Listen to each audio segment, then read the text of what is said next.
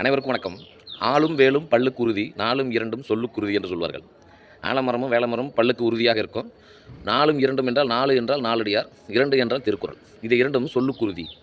உடனே ஒரு மாணவன் கேட்டா, ஐயா, ஒரு மனிதனுடைய வாழ்க்கையை குழந்தை பிறந்ததிலிருந்து அவனுடைய கடைசி கால வரலும் திருக்குறளை சொல்ல முடியுங்களா அப்படின்னா, உடனே ஆசிரியர் சொன்னது, ஏன் முடியாது? திருக்குறள் இல்லாத கருத்துக்களே இல்லை. ஒரு குழந்தை பிறக்கிறது, குழல் இனிது யாழ் இனிது என்பதும் மக்கள் மழலை சொல் கேளாதவர். அதாவது அந்த குழல் ஓசை இனிதாக இருக்கிறது, யாழ் ஓசை இனிதாக இருக்கிறது என்று சொல்கிறார்களவா, அவர்கள் அந்த குழந்தையினுடைய பேச்சை, இனிமையான சொற்களை கேட்காதவர் கூட குழந்தை பிறந்ததுக்கு ஒரு திருக்குறள் சொல்கிறாரு. ஐயா, அந்த குழந்தை வளர்ந்து பள்ளிக்கூடம் சேர்த்துறாங்க அப்பா, தந்தை மகற்காற்றும் நன்றி அவையத்து முந்தி இருப்பச் செயல். அப்போ கல்வி கற்றா தான் எல்லா இடத்துலையும் முன்னாடி இருக்க முடியும். அப்போ அப்பா என்ன செய்கிறாரு, அந்த பையனை கொண்டு போய் பள்ளிக்கூடத்தில் சேர்த்துறாரு.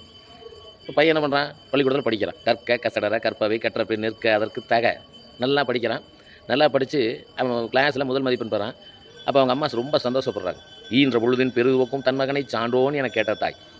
அந்த மகனை ஈன்ற பொழுதில் இருக்கின்ற சந்தோஷத்தை விட தன் மகன் நன்றாக படிக்கிறான் என்று கேட்டாரவா, அந்த மகிழ்ச்சி மிகவும் இனிதாக இருக்கிறது.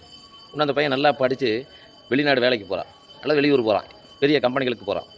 யாதானும் நாடாமல் ஊராமல் என்னொருவன் சாந்துணையும் கல்லாதவர், கற்றவர்கள் எந்த இடத்திற்கு சென்றாலும் அவர்கள் சிறப்பாகவே இருப்பார்கள் அப்படின்னு வள்ளுவர் சொல்கிறார் பாருங்க. உடனே அந்த மாணவன் நன்றாக படித்து வேலைக்கு போனவன்ல நல்லா சம்பாதிக்கிறான்.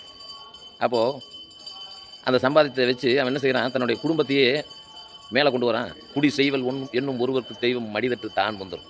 குடி செய்வல் என்னுடைய வீட்டை, நான் ஏழை வீட்டை நான் வசதியானவனாக மாற்றுவேன் என்று எவனொரு முயற்சி செய்கின்றானோ அவனுக்கு தெய்வமே உதவி செய்யும். எவ்வளோ அற்புதம் பாருங்கள். உடனே அந்த மாணவன் பொருளை ஈட்டுகின்றான். செய்க பொருளை செருக்கருக்கும் எஃகு அதனில் கூறியதில். அந்த உலகத்தில் மிகப்பெரிய ஆயுதம் எதுன்னு கேட்டிங்கன்னா பணம். அந்த பணத்தை ஈட்ட இந்த பையன் நல்லா வேலைக்கு போகிறான், நல்லா சம்பாதிக்கிறான். அந்த பணத்தை வச்சு பெருங்குடையான் பேணான் வெகுளி அவனை மருங்குடையான் மாநிலத்து இல்.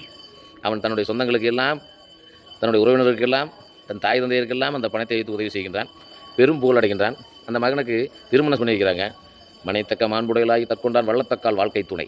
நல்ல வாழ்க்கை துணை அமைகிறது. இப்படி நன்றாக படித்து வேலைக்கு சென்று பொருளை ஈட்டி நல்ல துணையை பெற்று வையத்துள் வாழ்வாங்கு வாழ்பவன் வானுரையும் தெய்வத்துள் வைக்கப்படும். இப்படி எல்லா சிறப்புகளையும் பெற்று வாழ்கின்றான்.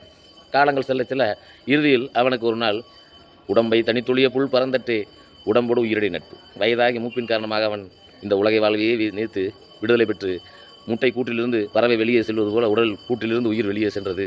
அதற்கு இந்த உலகம் சொல்லியது, நெருநல் உளன் ஒருவன் இன்றில்லை என்னும் பெருமை உடைத்து உலகு. நேற்று இருந்தவன் இன்னைக்கு இல்லை, அதுதான் உலகம். ஒரு மனிதனுடைய வாழ்க்கையை பிறந்ததிலிருந்து இறக்கின்ற வரை வள்ளுவர் எப்படி சொல்லியிருக்காரு பாருங்க. இன்னும் ஆயிரக்கணக்கான கருத்துக்கள் திருக்குறளிலே பொதிந்து கிடக்கின்றன. தொடர்ந்து பாருங்கள். திருக்குறளை படிப்போம், வாழ்வில் மகிழ்வோம்.